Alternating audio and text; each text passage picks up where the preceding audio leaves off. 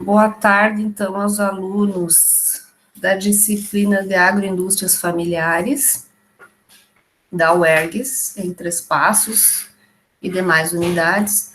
Hoje, então, nós vamos trabalhar com um artigo publicado em 2017. Esse artigo, ele foi produzido, então,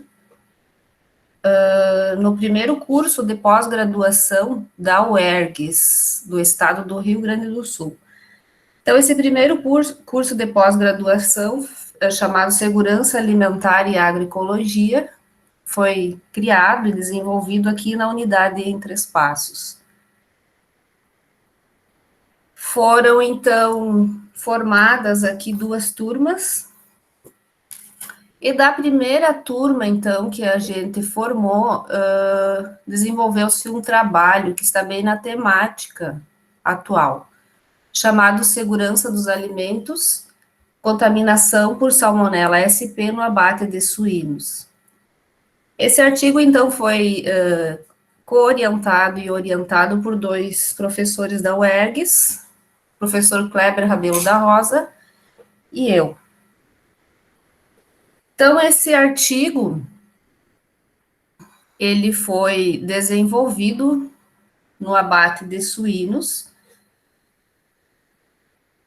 aqui da região celeiro.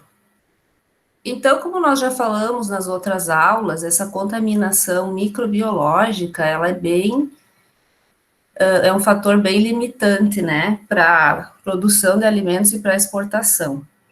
Por que que, então, é necessário ter esses cuidados e por que que é tão importante a produção, né, desses produtos industrializados? Então, o desenvolvimento populacional aumentou muito, né, nos últimos anos e a demanda por alimentos também. E para se garantir um alimento seguro, né, são, então, desenvolvidas diversas adequações nas indústrias alimentícias, considerando-se, então, que eu já tinha falado, né, para vocês na outra aula, que os alimentos frequentemente envolvidos em surtos das DTAs, que são os produtos daí de origem animal, onde você vai ter uma maior notificação e uma maior quantidade também de surtos. Os patógenos, então, podem contaminar as carcaças durante o abate ou podem ainda ser transportados de um ambiente, equipamento ou do manipulador contaminado para as carcaças. Dentre os micro-organismos, a presença da salmonela em sistemas de produção de suínos tem sido uma preocupação mundial, tanto por razões relacionadas à saúde pública como por barreiras econômicas.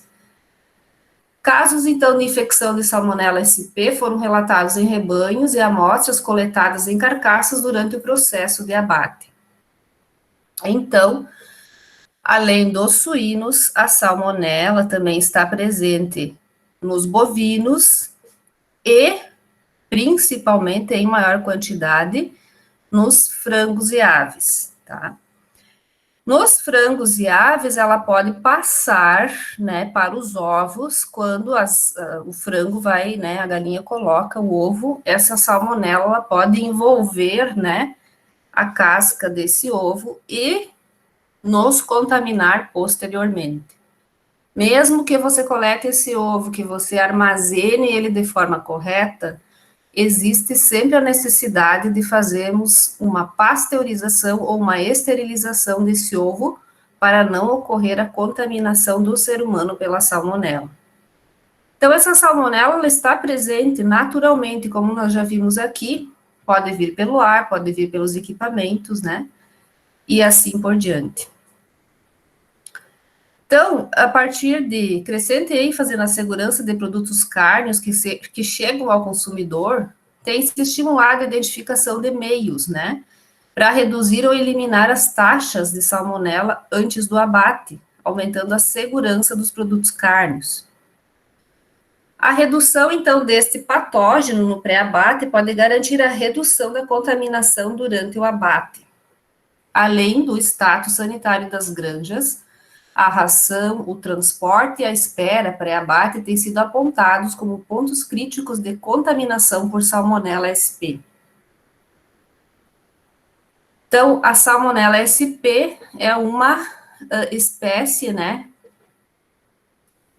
E SP é a família a qual ela pertence. Então, essas salmonelas localizam-se primordialmente em alimentos com alto teor de umidade e alta porcentagem de proteína, perdendo a sua presença em produtos carnes crus, podendo ter a presença em produtos carnes crus, ser o resultado de ampla contaminação cruzada nas plantas industriais, como eu falei na última aula, né? Eu tenho que ter o início e um layout que garanta o início da matéria-prima e a expedição do produto final, sem caminhos que se interconectem para evitar a contaminação cruzada. Também os ovinos, né, podem ter a presença da Salmonella SP, então, os ovinos, né, assumem um caráter especial, quando se atenta para o fato de que sua presença no alimento não é denunciada pelos parâmetros de cor, aparência e aroma, destacando-se como causadora de toxinfecções alimentares e comprometendo os alimentos ingeridos pela população, que é um aspecto, então, crucial para a saúde pública. Por que a salmonela é toxinfecciosa? Porque eu posso ingerir o micro-organismo vivo, né, a salmonela em si, e ela causar uma infecção alimentar. Ela vai para dentro do meu organismo e vai produzir febre, diarreia e vômito. Além disso, ela pode produzir esporos, né, esporos que são resistentes, e com isso produzir toxinas. E essas toxinas vão ficar lá dentro do meu organismo, podem ser formadas lá dentro, e vão também produzir esses efeitos indesejáveis. Então, a salmonela, ela tem essa propriedade de ser infecciosa e toxinfecciosa.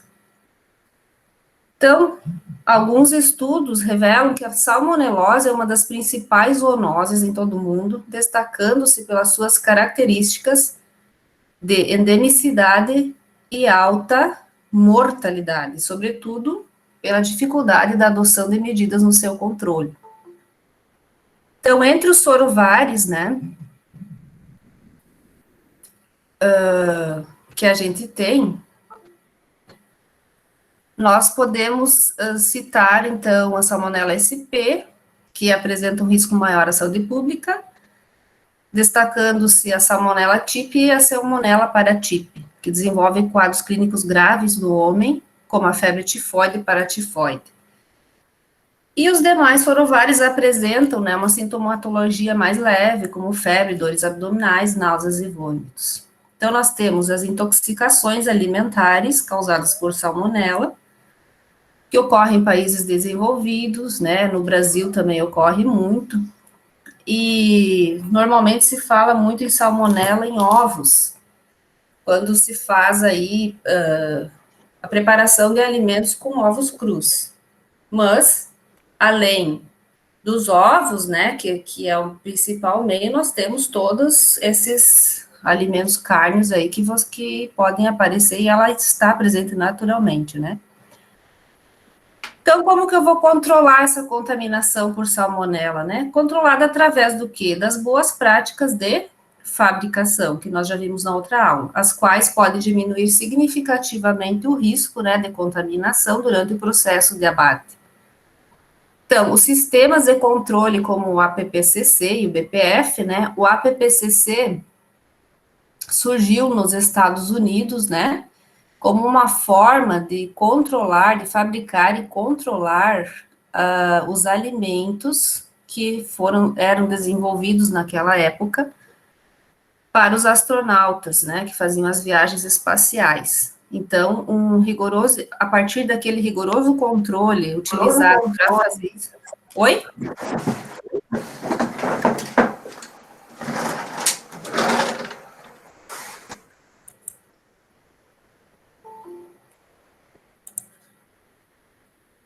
A partir desse rigoroso controle para fazer, então, essa alimentação para os astronautas é que foi criado a análise de perigos e pontos críticos de controle, né? E as boas práticas de fabricação, então, elas são algo que foi encaixado dentro do APPCC.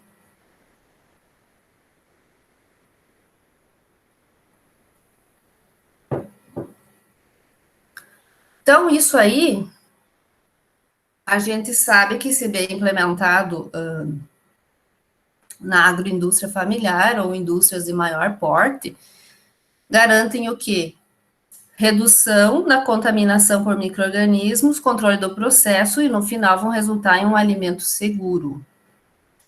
Então, nesse artigo de 2017, o objetivo foi avaliar, então, a contaminação das carcaças suínas por Salmonella SP em 8 pontos específicos no abate de suínos, identificando quais desses pontos apresentam maior ocorrência de contaminação durante o processo de abate e os motivos dessas contaminações. O que eu quero deixar claro para vocês, então, é que a Salmonella SP, ela está presente naturalmente em qualquer carcaça de suínos. O que se faz dentro, então, de um abatedouro é controlar essa presença durante as etapas do abate, né? Controlar como? Identificar, contar, fazer a microbiologia e ir acompanhando aí o processo. Por isso que é exigência, então, que a gente tenha esses controles dentro de qualquer agroindústria ou indústria de alimentos. Então, na parte 2 ali, material e métodos, essa pesquisa foi desenvolvida no frigorífico do estado do Rio Grande do Sul, no período de abril a agosto de 2014. Os pontos de amostragem foram determinados de acordo com Lima, a partir da observação visual das operações durante o abate. 33 carcaças, então, de suínos foram selecionadas aleatoriamente durante o período de desenvolvimento da pesquisa. Essas carcaças foram selecionadas, identificadas e submetidas à coleta amostral em 8 pontos. Então, esses 8 pontos, né, eles estão aqui no artigo divididos em ponto A, B, C, D, E, F, G e H. O ponto A, então, é após a escaldagem e depilação. Então, a escaldagem é quando você coloca o suíno na água quente, né, e faz a depilação. O ponto B é após o toalete externo, essa lavagem que se faz externamente. Depois, o ponto C é a abertura do abdômen. O ponto D é depois da liberação do rabo. O ponto E é depois da serragem das carcaças, que elas são partidas ao meio. O ponto F, então, antes da lavagem final das carcaças. O ponto G é depois da lavagem final das carcaças e antes de ir para o resfriamento. E depois, então, o ponto H é após 24 horas de resfriamento, né, que essa meia carcaça já ficou ali no resfriamento. Então, nós vamos ter esses 8 pontos monitorados. A coleta dessas amostras foi feita utilizando-se a técnica de esponja abrasiva, previamente esterilizada e umedecida em uma câmara de fluxo laminar, com água peptonada, tamponada a 1% estéril. Então, essa é a forma como se fez, então. Agora vocês estão vendo que durante agora a pandemia do Covid se faz o SWAB, né?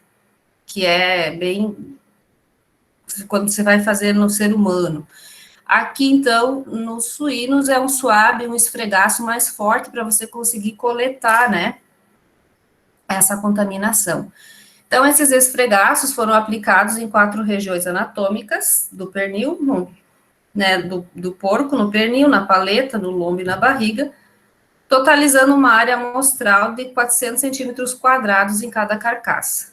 A área, então, coletada foi delimitada com a utilização de um molde de aço inoxidado, desinfetado com álcool 70 a cada ponto de coleta. Então, sempre você tem que ter o cuidado, quando faz microbiologia, né, de você esterilizar os materiais que você está coletando para não dar um falso positivo. Se o que você quer ter, né, de amostra de salmonela, e se o teu utensílio já está com alguma contaminação, você tem um falso positivo. Então, tem que se cuidar muito aí na realização, né, das etapas da coleta e também análise microbiológica propriamente dita. Então, esses esfregaços foram seguindo as orientações, né, da circular número 130, que é a lei aí, que tem no Brasil. Aí, então, essas amostras foram encaminhadas para análise no laboratório de microbiologia desse frigorífico e foram realizados, então, os ensaios qualitativos, tá? E os métodos estão ali para a Salmonella SP. O teste vidas da SML, que corresponde a um teste, então, automatizado para detecção de salmonela em produtos alimentares. Nesse teste, utiliza-se a mistura de anticorpos de captura com grande especificidade dirigidos contra antígenos O e H. Então, esse é um teste automático, tá? E o outro da OAC, não. O outro da OAC é aquele método tradicional para a quantificação de salmonela. Também se utilizou uma técnica de detecção de micro-organismos através de anticorpos fluorescentes que está no livro de microbiologia da nossa área de alimentos, que é o J, né? Também altamente utilizado aí para detectar salmonela em amostras aí de diferentes tipos de alimentos. Depois de coletadas, então, essas amostras, e nesses 8 pontos aí, durante esse período que eu já citei para vocês, nessas 33 carcaças, foi realizada análise estatística, então, pelo teste do Q quadrado, né, para verificar se tinha diferença significativa entre os pontos, né, de amostragem da coleta. E aí nós passamos, então, para os resultados e discussão no artigo. Das 258 amostras coletadas durante o processo de abate, obteve-se uma frequência total de isolamento de Salmonella SP igual a 7,75%. Então, de 258 amostras, 7,75% a gente conseguiu isolar a salmonela. Então, de acordo com esse resultado e as análises estatísticas, não há diferença significativa entre os pontos amostrados, uma vez que os valores encontrados para o número de carcaças contaminadas por Salmonella SP são baixos, mesmo comparando-se os pontos de maior contaminação com os de menor contaminação. Então, a frequência encontrada nesse trabalho foi considerada relativamente baixa quando comparado com os resultados descritos na literatura. Ou seja, encontrou-se 7,75% de salmonela nas 258 amostras, desses 33 suínos, né, avaliados, mas isso, se comparado a outros trabalhos e à legislação, está dentro dos padrões, e ainda existem outros locais, outros frigoríficos aí que encontram, né, taxas ainda superiores a essa.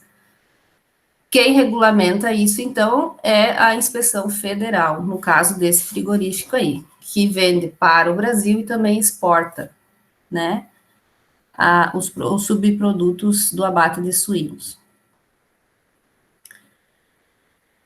Então, ali cita também que outros autores encontraram prevalência de salmonela em 55% de amostras de animais no momento do abate. E aí vai se discutindo, né, com outros autores. Outros encontraram 11, outros encontraram 5,4, um pouco menor, e outros 9,37% de prevalência. Então, essa preocupação crescente da indústria produtora de carne suína com a contaminação por salmonela, pois essa bactéria contamina a superfície das carcaças suínas e entra na planta, a partir dos animais vivos e dos operários. A contaminação pode ocorrer principalmente pelo contato digestório de suínos portadores da salmonela SP, que eliminam a bactéria com as fezes. contaminando o ambiente de alojamento e, consequentemente, outros animais, comprometendo toda a cadeia produtiva. Animais, então, portadores da Salmonella sp, que não apresentam manifestações clínicas pela bactéria, são de grande relevância para a saúde pública, pois contaminam o lote. Novos grupos de animais no local de espera no frigorífico e, quando submetidos a situações de estresse, excretam o patógeno de forma intermitente. Então, por isso que aqui também é importante o quê?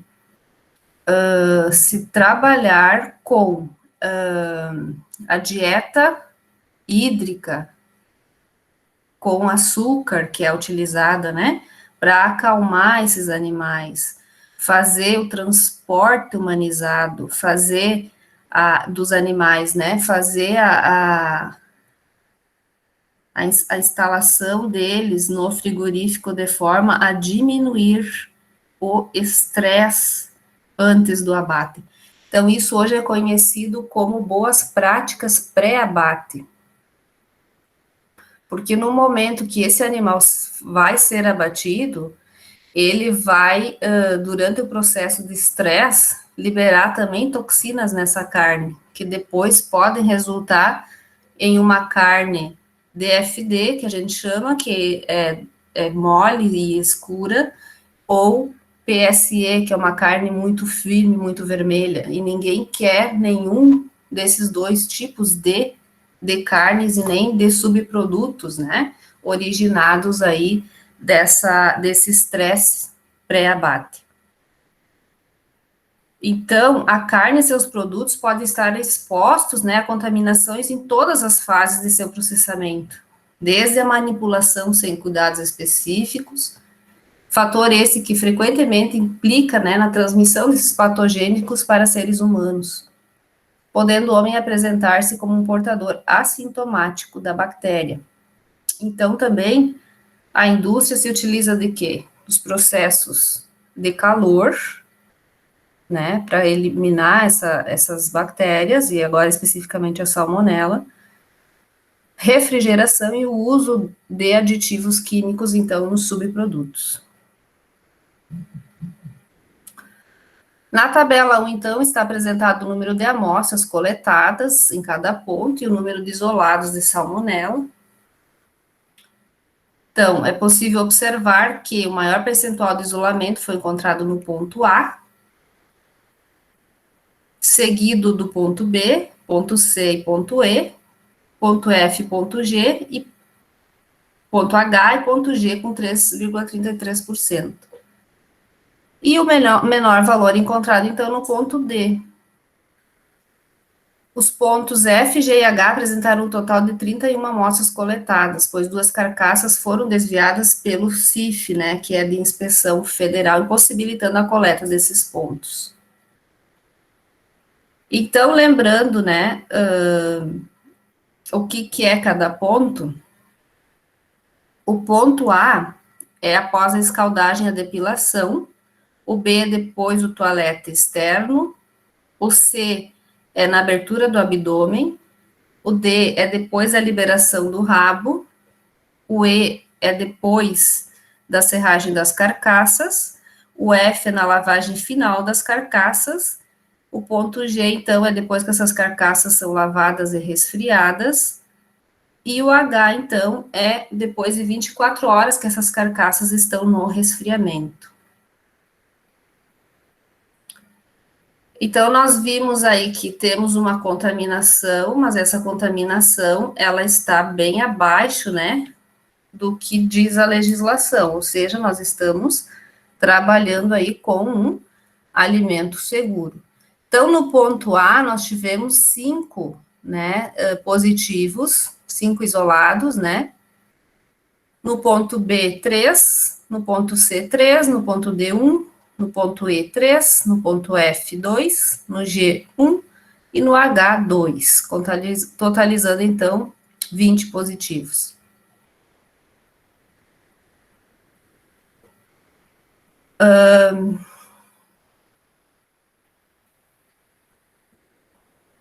O ponto A apresentou, então, o maior número de amostras positivas, com 17,85%, Um outro autor aí isolou nesse mesmo ponto um valor maior de 24% das suas amostras tinha salmonela, e enquanto o Machado, né, 2013, teve 20% das amostras contaminadas, provenientes da pele após a escaldagem e depilação, valores maiores, então, do que encontrados por outro autor. Então, dependendo, cada frigorífico vai ter uma taxa que vai ser diferente, né?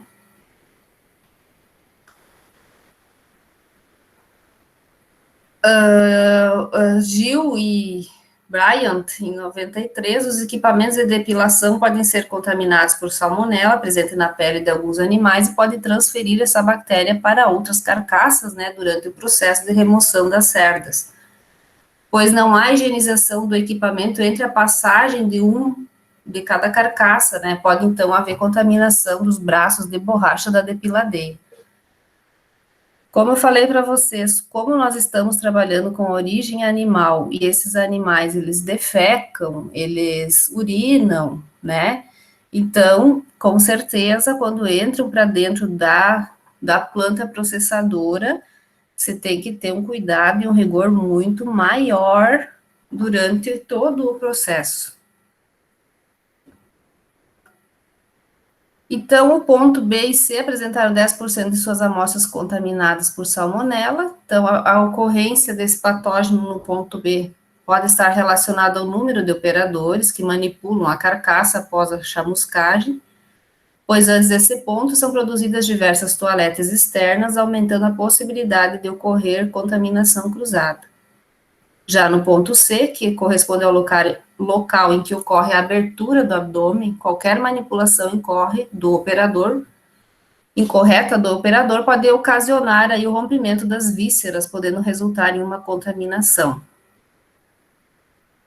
Por isso, também volto a reforçar a importância do médico veterinário lá dentro nesse processo, fiscalizando e acompanhando todo o processo de abate. O ponto D apresentou uma das menores frequências de isolamento da bactéria, 3,1% do total dessas amostras coletadas. Este valor relativamente baixo pode estar associado à prática adotada de oclusão do reto com saco plástico. Então, esse procedimento reduz muito, né, a contaminação microbiana das carcaças. No ponto E, então, procede-se a remoção das vísceras brancas e, em sequência, a carcaça é dividida ao meio.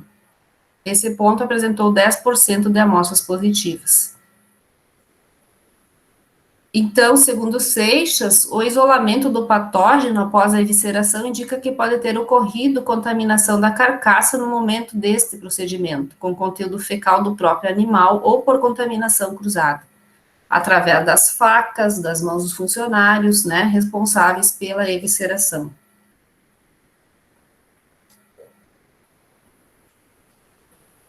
Esses autores, então, sugerem que se faça essa avaliação em trabalhos posteriores no frigorífico estudado. O ponto F é aquele em que ocorre o monitoramento do operador para identificar visualmente algum ponto de contaminação que pode comprometer a carcaça. Esse ponto, então, apresentou 6,89% das amostras contaminadas. Nos pontos E e F, a carcaça é manipulada por diversos operadores, o que pode ter causado contaminação dessas carcaças. Por mais que o manipulador seja treinado, faça corretamente todas as práticas que estão previstas nas boas práticas de fabricação no frigorífico, ele seja treinado e faça tudo corretamente, essa contaminação, ela independe dele, né, porque ele está manipulando e ele está pegando a faca, ele está trabalhando ali, então, se eu já tenho na carcaça, em qualquer um desses outros pontos que nós já falamos, involuntariamente, ele vai estar passando de um ponto desse animal para o outro. Por quê? Ele precisa também estar trabalhando nesse fluxo que ele está no trabalho, então ele não pode todo o momento estar higienizando, esterilizando as facas, os utensílios, né? Então, isso aí é normal acontecer. O ponto amostral G foi coletado antes, então, do resfriamento, que é a etapa final, né? Antes de a gente colocar essa meia carcaça para refrigerar. Então, ali nós tivemos 3,33% das amostras positivas para a salmonela, um valor superior ao encontrado por esse outro autor, que isolou 2,5%, né? Porém, em outro estudo, outro autor aí achou 18,75% de amostras positivas após a lavagem final das carcaças. Então, isso aí vai depender muito do frigorífico, né, do abatedouro aonde isso está ocorrendo. A ocorrência, então, de amostras positivas no ponto G desse estudo corresponde ao que prevê o Ministério da Agricultura, Pecuária e Abastecimento, por meio do ofício circular interno que normatiza critérios microbiológicos para carcaças suínas, de controle de Salmonella sp, enterobactérias e micro-organismos aeróbios mesófilos, destinadas às indústrias que exportam carne suína para os Estados-membros da União Europeia. Então, nesses estabelecimentos de abate de suínos, existe um plano de amostragem anual pelo qual são realizadas em 2 ciclos pesquisas de Salmonella sp na superfície das carcaças. Então, em cada ciclo, composto de 50 carcaças, toleram-se 5 amostras positivas do mesmo lote para a bactéria. Então, esse está na lei do mapa de 2007. Note-se que o ponto G apresentou 13,33% de amostras positivas para a bactéria, evidenciando resultados toleráveis para um ciclo amostral. Então, apesar de ter Salmonella sp nessa etapa do ponto G, esse frigorífico está dentro da legislação do Ministério da Agricultura, Pecuária e Abastecimento. Então, essa carne desse suíno, ela está liberada, então, para comercialização no território brasileiro e para a exportação. No ponto H, então, que é depois que você deixa a carcaça resfriando por 24 horas, demonstrou uma prevalência ainda de 6,89% de salmonela. Ocorrência, então, que pode estar associada à manipulação das carcaças pelos operadores, né? Pois os trilhos em questão são manuais e para a carcaça ser estocada na câmara de resfriamento é necessário o operário empurrá-la. Mais uma vez vou repetir. Então, tem 6,89%, tinha, né, nesse estudo, 6,89% ainda de Salmonella sp. Por isso que, após esse processo, então, de abate, nós vamos fazer o quê?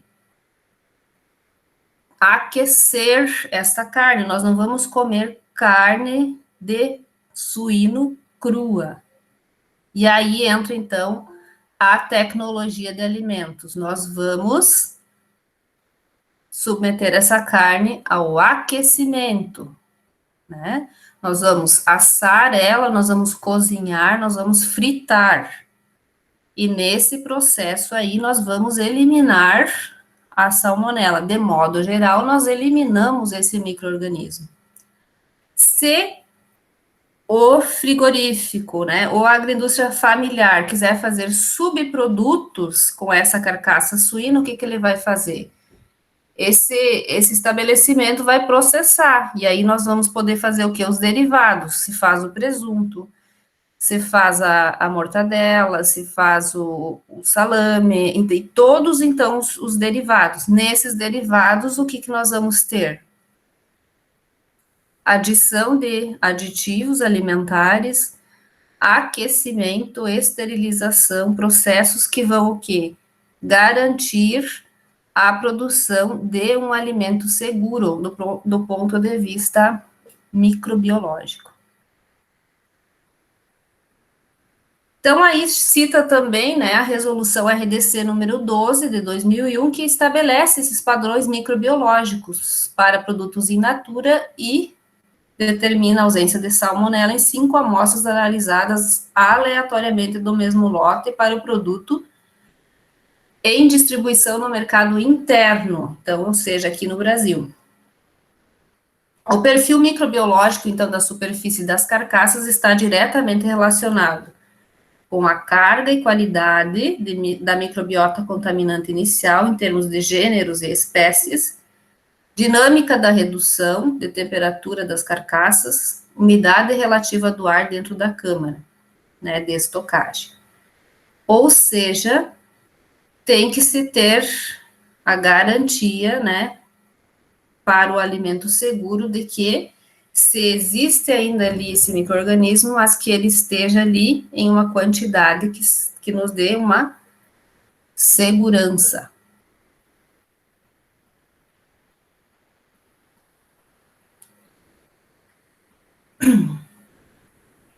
Um problema é a sobrevivência que essa salmonela tem no processo de resfriamento, né? Esse é um problema bem importante. Aí eu falo para vocês também, pegando um gancho aqui. Quando se faz essas festas, né, mais no interior, em todo o Rio Grande do Sul, vamos dizer assim, cafés coloniais, bailes em que tem, né, oferta de alimentos, os maiores surtos que já se viu de infecção e toxinfecção por Salmonella SP são justamente nesses momentos. Por quê?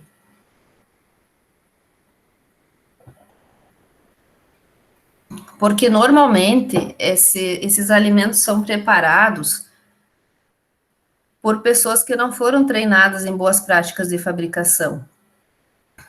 E, mais ou menos, em geral, as pessoas fazem um produto chamado maionese, e essa maionese é feita com ovos crus.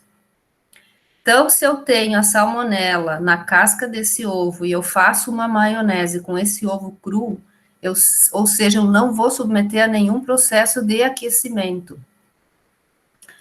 E aí, essa maionese vai depois encontrar a batata, né? A batata que tem o quê? Principalmente carboidrato, tem um pouco de proteína. Essa batata, normalmente, ela está numa temperatura que a salmonela gosta. Então, o desenvolvimento e crescimento da salmonela numa salada de batatas vai ser exponencial. E aí depois se refrigera, mas daí não adianta mais a refrigeração, porque se eu não cozinhei esse ovo, não esterilizei o ovo, né? Não adianta, não tem mais o que fazer depois que contaminou essa maionese. Aí os indivíduos vão lá e consomem a maionese. E nesse processo vão ingerir uma quantidade grande de cepas de salmonela. Mesmo assim, tem indivíduos que vão ter alguma coisa leve, por quê? Porque o organismo dele está com uma imunidade alta. Mas tem outros, a maioria vai comer, e não importa a quantidade que comer, se você ingerir uma quantidade muito grande, você vai ter que procurar o hospital mais próximo, né? Então, aqui, os surtos por salmonelose no município de Três Passos, desde que eu moro aqui, a maior parte deles foram ou em cafés coloniais ou em bailes e promoções no interior, onde se teve aí o oferecimento, então, de maionese feita com ovo cru.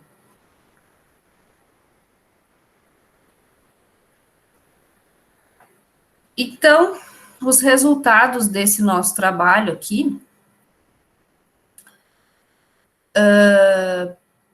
permitem, né, ter umas considerações finais bem interessantes, que o índice de contaminação encontrado durante o processo de abate de suínos atende aos padrões legais vigentes no momento.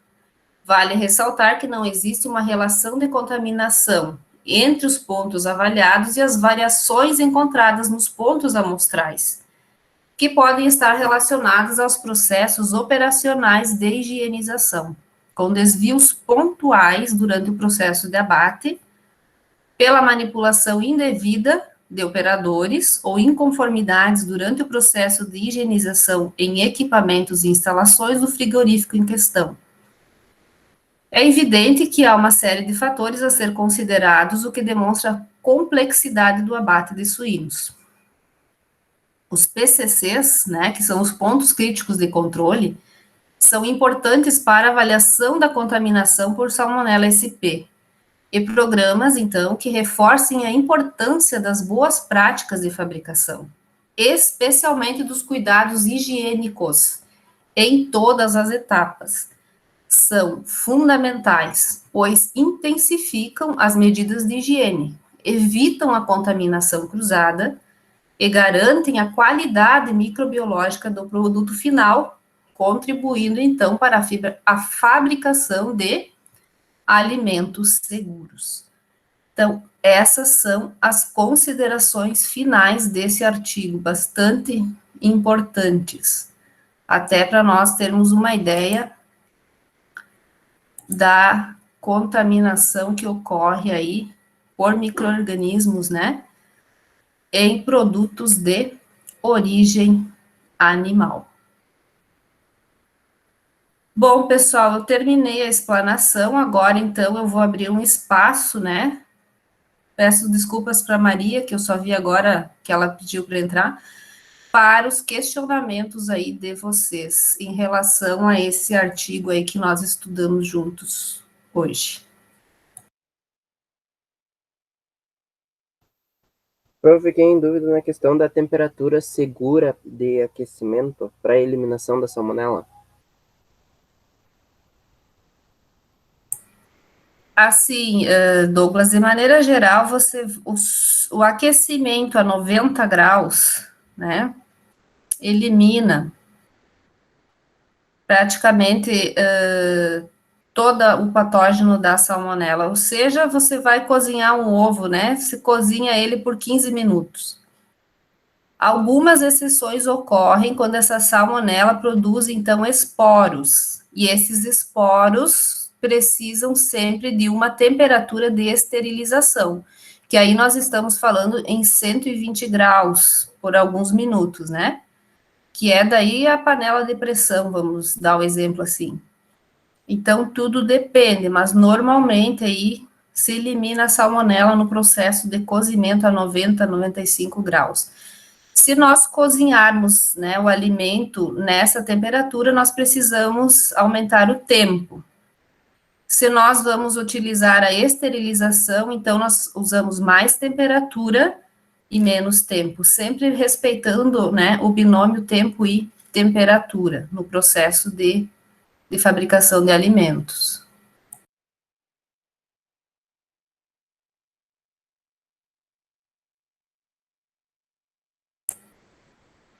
Entendeu, Douglas? Sim, entendi. Mais Boa alguém? tarde, professora. Sim, boa tarde. Boa tarde, meus colegas também. O professor é referente ali, se vai fazer com essa carne de porco salame, como que eu vou fazer para fazer essa esterilização, se caso haja uma contaminação? E sobre aquele ensacamento lá do reto, como é que funciona? Ok. Edson, assim, então, quando você vai fazer o salame, você vai o processo é diferente, né? Você vai colocar aditivos e vai colocar ele num processo de fermentação, né? Então, as bactérias presentes naturalmente ali, ou você pode adicionar bactérias, né, que vão fazer a fermentação, que são benéficas. Então, o salame, além dos aditivos e das culturas starters, né, vamos dizer assim, que são as bactérias benéficas, você vai depois fazer um processo chamado defumação, que é colocar esse salame num defumador e vai colocar uma temperatura ali e vai colocar principalmente a fumaça, né, que é a fumaça e o calor que tem ali é que vão fazer esse processo. A salmonela, ela é controlada e eliminada daí no salame por esses três fatores, né? A, a utilização dos aditivos, as culturas starters e o processo de defumação. Então, isso aí vai garantir, né, que você não tenha salmonela nesse produto. A exclusão do reto é feita, é retirada, então, já dentro de um saco, na hora do abate ali, a oclusão do reto, né, ele é retirado e colocado dentro de um saco, ou seja, não tem a exposição dessa parte do reto que tem a maior parte da contaminação por salmonela lá dentro já da planta, ou antes, né, desse suíno entrar. Então, ele é retirado e colocado num saco plástico e daí eliminado. Prof, que tipo de aditivo que se usa no salame? Repete para mim só um pouquinho, Douglas. Que tipo de aditivo, então, que é usado no salame? Você pode utilizar o nitrito e nitrato, que está no salitre, né, que é o que é mais usado, que são chamados sais de cura, e são daí artificiais, né, sintéticos, ou você pode utilizar culturas starters, que daí são misturas de bactérias, né, ácido láticas que fermentam essa carne provinda do suíno na produção de salame. Aí você tem algo mais assim próximo do artesanal. Mas normalmente o que se usa é o sal de cura, né? Só que isso justamente, né, professora, vai abrir uma janela muito ampla em questão do que vai ser usado a carne suína. Que nem a Douglas, acho que foi que falou da questão de salame, né? Só que depende muito para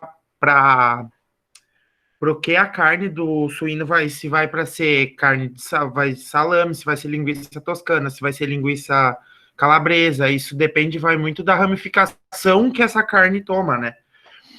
E hoje ali, que nem o trabalho ali que a senhora apresentou é de 2017, né? Então, assim, ó, hoje, atualmente, eu falo isso porque é um trabalho diretamente que eu tô, né? É uma coisa assim, ó, contaminação por salmonela em frigorífico de suíno é uma coisa que tá muito assim, ó, tá quase nula, sabe? Porque desde todo o começo do abate do suíno, o suíno já é, no que ele é morto, ele já vai para caldeira, que ele passa por essa caldeira pelo escalpelamento, acho que dá para dizer, porque ele sai todo o pelo. Nisso ele já passa por um lança-chamas, nisso ele já passa por uma corrente de água quente. E, tipo, isso são temperaturas altíssimas, assim, é coisa de... Quando eu tô lá perto, assim, de fazendo inspeção, é coisa que não dá para nem ficar muito tempo perto, sabe? Então, acho que atualmente, assim, ó, eu digo assim, ó, eu acho que tá bem mais fácil de ter uma condenação de carcaça em função de o meu animal sair daqui da minha granja com uma questão de problema respiratório, que às vezes pode dar, que isso da condenação de carcaça, certo. Estresse, que a senhora falou de manejo pré-abate, que isso é uma coisa que a gente está batendo, assim, ó, muito na tecla, assim, é uma coisa que a gente está sempre procurando bem-estar animal, é algo que eu acho que atualmente na sinocultura é um dos maiores problemas. Não problema, porque está sendo cada vez mais achado solução, mas é uma coisa que o animal se estressa muito, sabe? Porque às vezes, tem uma granja que é perto, tem um produtor que é perto, mas às vezes vai pegar um produtor que dá é muito longe, daí é estresse pré-abate, e tudo são coisas que oferecem que pode ter contaminação de carne também, sabe? Que foi que a senhora falou das carnes, quando fica muito macia ou quando escurece, que agora eu me esqueci, e eu não sei de cabeça. Mas isso aí eu acho que é bem... Roberto, é a carne DFD, Dark, e a carne PSE, né? Isso aí, então, é bem na área de tecnologia de carnes, mas é bem interessante esse teu relato, porque essas plantas hoje, processadoras mais novas, a tendência é cada vez estarem mais mecanizadas para envolver menos o contato do manipulador, né? Que vocês viram ali que esse frigorífico que foi estudado, ele ainda em 2017, na época do trabalho, ele tinha ainda muitas etapas que requerem, né, a manipulação e o contato da carcaça com o manipulador.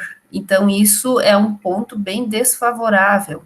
Então, a salmonela, eu acho que realmente, no contexto que nós estamos hoje, ela é o de menos, né? É o que menos tira o sono aí dos frigoríficos no Brasil e no nosso estado. Professor, agora que a senhora falou de contato manual, eu estava pensando aqui pelo nosso, eu acho que desde que o porco entra pro abate até ele entrar na câmara fria, acho que tem contato com mãos, entre aspas, porque os funcionários estão de luva, acho que dá umas 2 vezes, que as horas de pendurar e de tirar as unhas. Que o resto é tudo mecânico.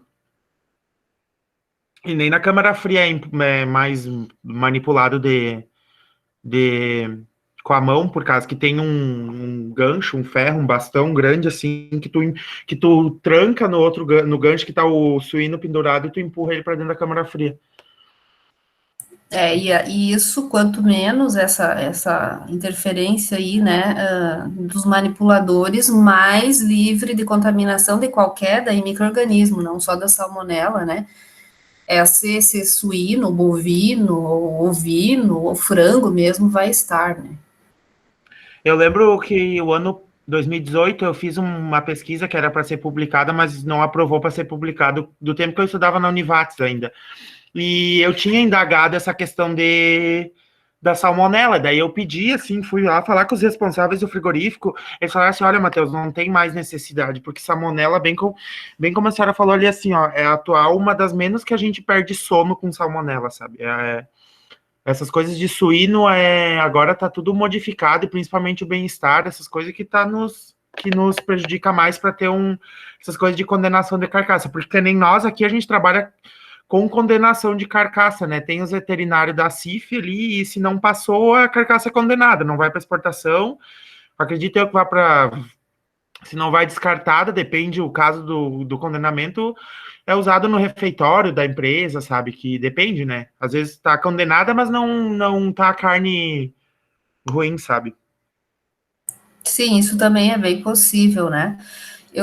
Como um exemplo para vocês, assim, de como também evoluiu na questão dos bovinos, quando eu fiz estágio durante a minha graduação, eu fiz um estágio em um abatedouro de bovinos, e na época ainda a insensibilização era por martelada. Então, aqueles bois, eles, às vezes, a insensibilização com martelo não deixava eles tontos, né, eles não caíam. Então, imagina o estresse pré-abate de um animal desse que está ali para ser abatido Era e moda a velha, prof. sensibilização não funciona, não insensibiliza, entende? Então, era muito cruel, muito difícil, né? E nesse estresse, antes do abate, isso liberava todas as toxinas para dentro do organismo. É a mesma coisa, agora você vai em extremo que nós estamos aqui, vamos saber que vamos tomar um tiro, né? Imagina tudo que na nossa bioquímica a gente não vai liberar para não ser morto, né? É a mesma coisa no animal. O professora, deixa eu pedir, e aí na região celeiro tem frigorífico de suíno? Tem. Tá, Tem a de senhora... suínos, tem de frangos, e vai ter mais um de frangos agora. Agora, de bovinos, eu acho que se tem é pequena escala, não é grande escala aqui de bovinos. Tá, e só de curiosidade, antes de degolar ali, de matar o porco, a senhora sabe como que o frigorífico aí faz? Se é choque, se é o quê? Choque. Ah, é choque também, só de curiosidade.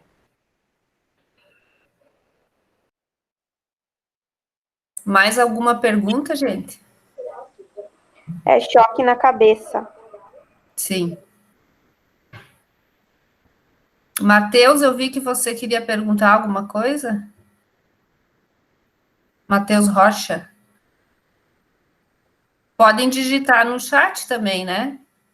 Prof, tem uma pergunta da Tânia ali no chat. Vamos ver o que a Tânia perguntou. Prof, e sobre a defumação do salame, elimina totalmente a salmonela? Então, Tânia, assim, ó, depende muito, né? Se você vai fazer bem certinho a adição dos aditivos, controlar a defumação e tal, tu não vai mais ter a salmonela ali, né? Daí é como o Matheus falou, depende no que tu vai usar. E se for bem conduzido o processo, você não vai ter a salmonela. Só que assim, ó, agora eu, professora Fernanda, não, a Fernanda, consumidora, faz muitos anos, desde que eu me formei, que eu não como salame. Se eu for comer um salame, um dia eu vou cozinhar ele, sabe? Mas isso é o quê? Uma escolha minha. Eu não gosto do produto e também assim, não me sinto confortável em consumir. Sei que a maioria das pessoas aqui na região consome bastante, porque é um produto típico, né, da cultura italiana e alemã. Mas eu não como. Ah, mas isso é fato, professora. Eu assim, ó, nunca vi fazer nada dos derivados, mas não sei, bem como a senhora falou, não é uma coisa que eu me sentiria bem em comer, sabe? Nunca vi fazer. Quando vê, tô falando merda, posso estar falando. Mas assim, ó, e salame, eu como salame lá quando eu sei que o pai e a mãe fazem lá no interior, que daí eu sei que é carne, que eu tô comendo carne, porque eles fazem misto, né? Suíno e res junto. Daí eu sei que é procedência ok. Não que eu tô desdenhando, né? Mas não sei, é uma coisa que tu não tá ali pra ver. Ô, Exatamente, profe, Matheus. Fala, profe, João. é muita frescura, profe, porque o maior come o menor. Esse negócio, então, como é que a maior parte do povo da cidade nem vai provar esse tipo de alimento? Você Não, vai com comer. certeza, João. Assim, ó, eu não como, porque além desses fatores aí, existe o que vocês não viram ainda, tá? Vocês vão. O Matheus faz o curso na área de ciência e tecnologia de alimentos, então ele já viu a tecnologia de alimentos. Mas não é só a presença ou ausência de salmonela ou micro-organismos. Nós temos na elaboração do salame o uso do salitre, que são compostos, né, que lá no processo, então, de fermentação e fabricação do salame, quando eu explicar para vocês como que é feito, no final lá viram as nitrosaminas, que são componentes altamente cancerígenos. Então, assim, ó, eu não consumo porque eu não gosto mesmo do sabor e não gosto. Mas, além disso, também tem a produção dessas nitrosaminas que são carcinogênicas. E como eu trabalhei muitos anos e acompanhei muitos processos, os salames aqui na região são feitos também dentro dos supermercados, né? E quem faz esses salames vai lá e pega uma mãozada e coloca na massa e isso e aqui, entende? Não tem controle de pesos e medidas, não tem controle de nada. Mas as pessoas compram, provam e acham bom e continuam comendo, ótimo. Quem, né? Eu falei que é uma opção minha. Viu, profe? Eu não me sinto confortável, eu acho que não é um alimento nada seguro. Tanto, né, que o Matheus disse que gosta de comer lá o que o pai e a mãe dele fazem, ótimo. Tem professoras minhas da faculdade que desenvolveram culturas starters naturais e trabalharam com salame durante anos e transformaram eles em produtos melhores, mais seguros, sem a utilização de tanto aditivo químico. Ótimo, beleza. Mas eu não consigo consumir, né? E não pretendo também consumir.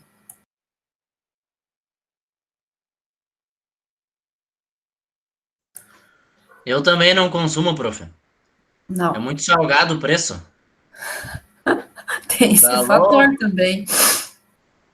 Então, são escolhas, né, gente? Assim como tem escolhas de pessoas que não consomem nada de origem animal, né? Os veganos, por exemplo. Nem o mel, nem o leite, nem lácteos, nem carne, nem nada. Então, é uma opção de vida e dessas pessoas. Tem pessoas que são vegetarianas, que aí só não comem a carne, mas consomem os derivados de animais. E, Também é uma opção de vida, né? e essas opções de vida são coisa que cada vez está crescendo mais, sabe? Não adianta vegano fazendo.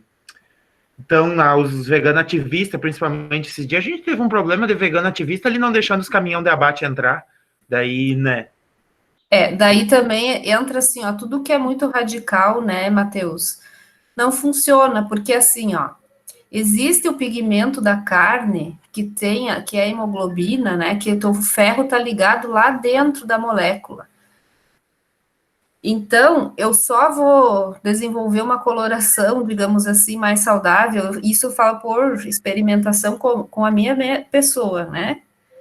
Se eu ingerir a carne que tem aquele pigmento lá. Então, nós gaúchos que consumimos bastante, nós somos mais corados e alegres e faceiros devido ao consumo da carne. Só que, assim, eu posso consumir essa carne de forma moderada. Eu não posso, o que prejudica, né?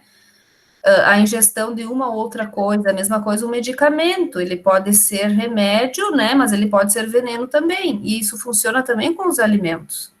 Se eu comer carne todo dia, um monte de carne, posso originar outros problemas decorrentes disso.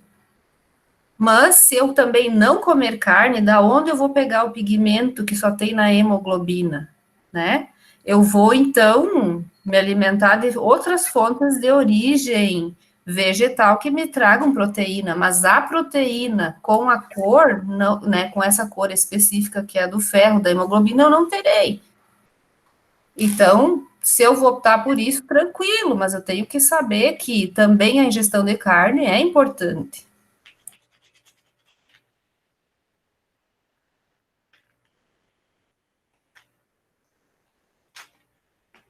Outra coisa que eu quero falar para encerrar, pessoal, assim, ó, essa observação que eu vejo nos últimos anos da área de alimentos, existem muitos modismos também, né? Intolerância à lactose, intolerância a glúten, intolerância a isso, intolerância àquilo, intolerância alimentar. Na minha opinião, isso vem de uma dieta, né, alimentar, eu tô falando dieta alimentar não de regime agora, tá? O consumo de alimentos com pouca diversificação. Uma hora se fala que o glúten é o problema, né? Sem glúten, sem lactose, sem isso, sem aquilo. E eu escutei num congresso que eu fui, de uma pessoa bastante especializada na área, ela é nutricionista, ela é nutricionista agrônoma, trabalha com metabolismo, com parte cerebral. Se você não diversificar, se você só comer, por exemplo, produtos oriundos da farinha de trigo na vida, pode ser que você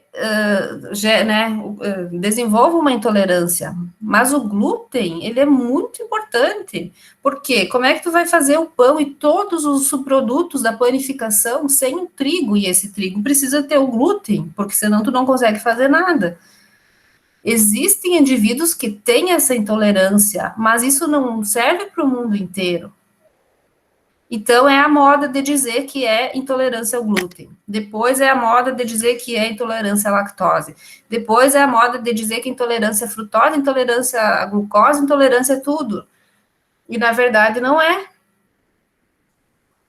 Então, quem pode dizer que alguém tem alguma intolerância é um médico que vai fazer uma série de exames e vai constatar, né?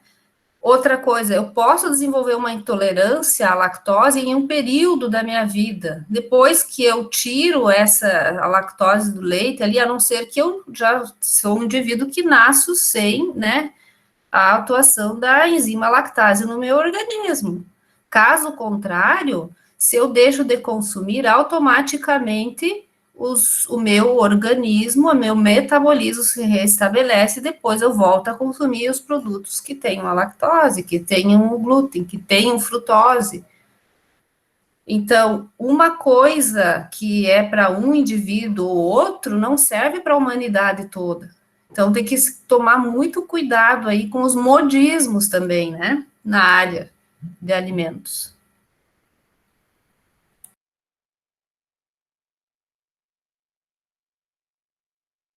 Mais alguma dúvida, pessoal? A gente pode também depois ir tirando mais dúvidas no decorrer da disciplina. Profe, Fala. esse negócio de produtos industrializados, tipo, é muito complicado pela parte da gente não conhecer todo o procedimento. Se, tipo, que nem a própria produção de leite, essas empresas que vendem o leite industrializado em caixinha, que tem um valor, tipo, mais caro, tu pode ter certeza que o índice de vistorias que é feito sobre a produção dele é bem maior do que essas outras indústrias que vendem o leite mais barato. Que nem aqui na Nestlé de Palmeira, prof, tipo, para o cara poder fazer análise, era muito complicada, sabe? O leite ele tinha que passar, no mínimo, acho que, se eu não me engano, umas 8 análises para saber se ele podia passar. Isso daí para ele ir para dentro do resfriador da indústria. Para ele sair, ele passava tudo de novo para saber se ele estava no nível que era desejado. Daí, antigamente, tinha uma empresa aqui de Palmeira, o Matheus deve ter ouvido falar, a Lamil, ali, prof, eles só erguiam a temperatura do leite, depois baixavam, botavam no saquinho plástico e vendiam, não queriam saber, não tinha muita vistoria em cima, só que era mais barato.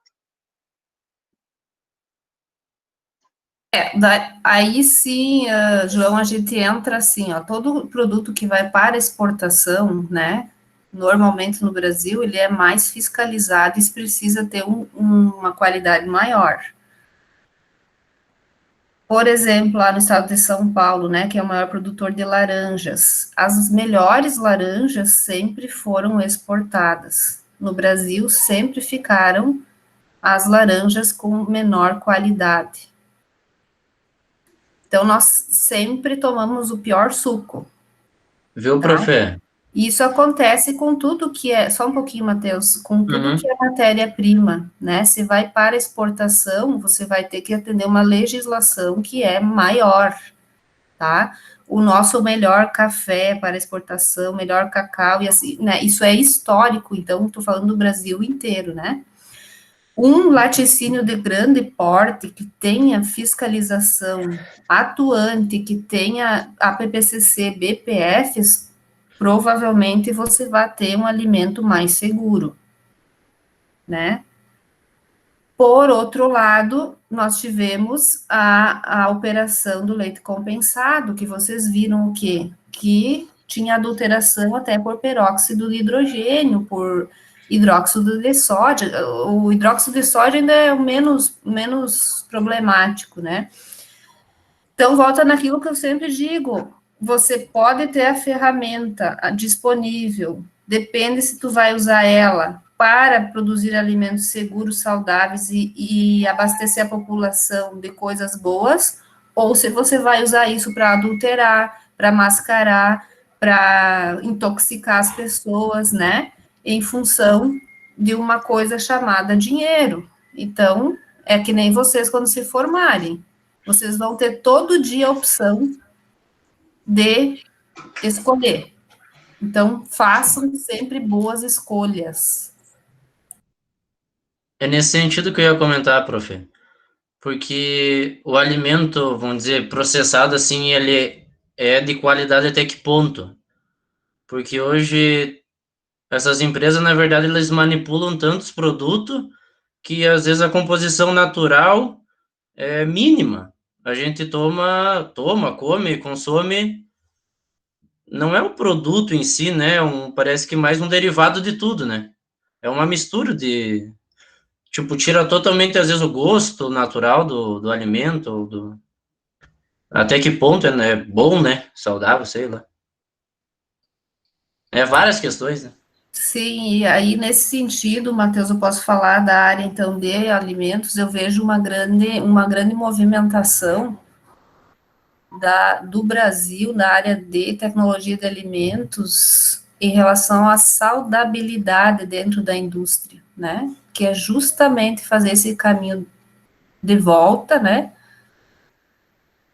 De forma a garantir alimentos mais saudáveis. Nós não temos como voltar lá para a fazenda no tempo que viviam nossos avós, que tudo era feito ali, né, processado ali, comido ali, e o excedente só era comercializado. Mas existem muitas formas de nós termos saudabilidade, né, mesmo utilizando aditivos, mesmo utilizando processos, né, mais... E é esse o caminho, então, que a gente tem que fazer agora. E eu acho que isso está começando, e já começou há alguns anos, e está indo muito bem, sabe? Porque o que cada um de nós quer o quê? Comer um alimento de verdade, né?